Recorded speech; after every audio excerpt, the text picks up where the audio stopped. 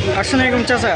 ওয়ালাইকুম আসসালাম। বাপ ভালো আছো বাপ? আলহামদুলিল্লাহ, আপনি কেমন আছেন? আলহামদুলিল্লাহ বাপ ভালো আছি বাপ।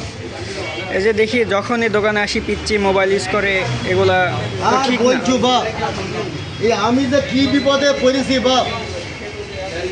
এই সারা দিন এই মোবাইল ছাড়া সাথে 1 মিনিট চলতে পারে না। এই ভাত খাওয়ার গেলে মোবাইল, এই যদি পড়তে বসা যায় তাও মোবাইল। এই সমাজটাকে একদম এই মোবাইলে খেয়ে ফেললো বাপ। কি বলবো চাষা, এই যদি মোবাইল কেড়ে নিলাম, এতে কি কান্নাকাটি চাষা, এ ঠেকানো মুশকিল। আমরা এই গার্জেনরা কি যে বিপদে পড়েছি এই বাচ্চাদের নিয়ে। এখনকার ছেলেপিলিরা খেলাধুলা খেলবে, আমরা ছোটোবেলায় এই মোবাইল চোখেই দেখিনি। আমরা মাঠে গেছি, ফুটবল খেলেছি, ক্রিকেট খেলেছি, কত রকম খেলা খেলেছি, তাই না বলো বাপ? হ্যাঁ, এখন মোবাইলে এগুলো আসক্ত ফ্যামিলির জন্য হচ্ছে, পারিবারিক থেকে একটু দেখতে হবে, ভালোভাবে গাইড দিতে হবে মোবাইলের জন্য।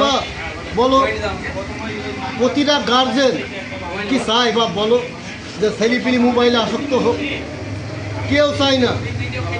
কিন্তু এখন যে সমাজ হয়ে গেছে বাপ, এই মোবাইল ছাড়া এইসব ছেলেপিলি একদম চলতে পারছি না।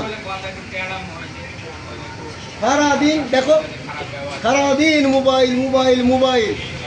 এই মোবাইল ছাড়া কিছু কিনতে পারছি না ছেলে আমার। সারাদিন মোবাইল। বাপ কত মোবাইল দেখে না, শুনো। আচ্ছা আচ্ছা আচ্ছা বাবু, দেখিছো মোবাইল নিতে গেলে মোবাইল নিতে গেলে সমস্যা, মোবাইল হাতে আসক্ত হয়ে গেছে অনেক। দেখেন, আমরা গার্জেন, আমরা চাই আমাদের সন্তান মানুষের মতো মানুষ হোক, বড় হোক। প্রতিটা গার্জেন চাই আমরা যতটুকু পারবো আমাদের সন্তানকে এই মোবাইল থেকে দূরে রাখার চেষ্টা করব। সবাইকে ধন্যবাদ। আসসালামু আলাইকুম।